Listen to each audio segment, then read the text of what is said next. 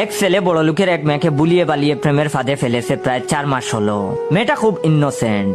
ছোটবেলায় সে সিনেমায় দেখেছিল চৌধুরী সাহেবের মেয়ের সাথে প্রেম করলে এক পর্যায়ে চৌধুরী সাহেব মেয়ের প্রেমিকের সামনে এক ব্রিফকেস টাকা দিয়ে বলে, বল কোনটা চাস, আমার মেয়ে নাকি টাকা।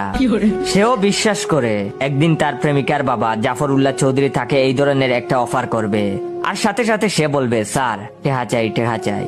কিন্তু গত 4 মাস হলো ওই মেয়ের সাথে প্রেম করেছে, অথচ জাফর উল্লাহ চৌধুরী খবরই পেল না। আফসোস, বড়ই আফসোস। তো একদিন বিকেল 5টায় প্রেমিকাকে পার্কে আসতে বলে ছেলেটা আগে থেকেই পার্কে এসে বসেছিল। অপেক্ষা করতে করতে প্রেমিকা চলে আসলো। এসেই তার প্রেমিকা বলল, সরি একটু দেরি হয়ে গেল। তখন সে বলল, ইটস ওকে জানু। তখন তার প্রেমিকা বলল, আজ আমার আগেই এসে বসে আছো, ঘটনা কি? তখন সে বলল, ঘটনা কিছুই না।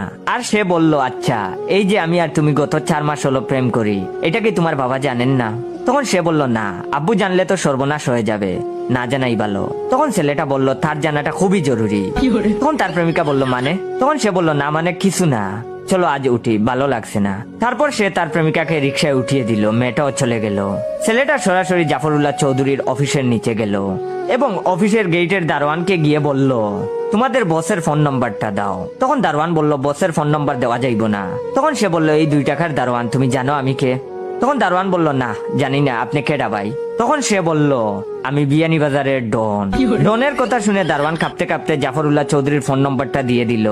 ছেলেটা আজকাল নিজেকে ডন দাবি করে অনেক মানুষকেই ভয় দেখাচ্ছে।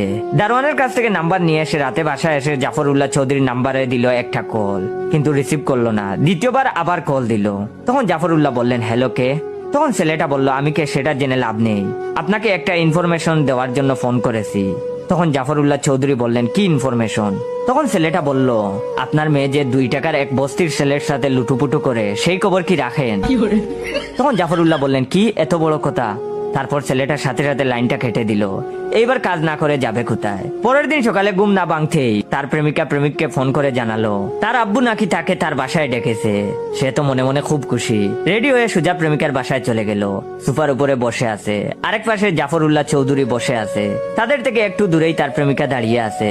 জাফর উল্লাহ চৌধুরী তখন তার মেয়েকে বলল, যা তো মা, একটু চা করে নিয়ে আয়, অনেকদিন তোর হাতের চা খাই না। ছেলেটা বুঝতে পারছে মেয়েকে পাঠিয়ে দেওয়ার কারণ হলো জাফর উল্লাহ চৌধুরী এখন তাকে অফার করবে, টাকার অফার। তখন জাফর উল্লাহ চৌধুরী বলে উঠলো, এই ছেলে, তোর বাসা কোথায়? তখন ছেলেটি বলল, জি মীরাবাজার বস্তিতে। আসলে ছেলেটি তখন মিথ্যা কথা বলছিল। তখন চৌধুরী সাহেব বললেন, তোমার বাবা কি করে? তখন সে বলল, আগে রিক্সা চালাইতো, এখন গাঁজা খায়। এটাও আবার মিথ্যা কথা।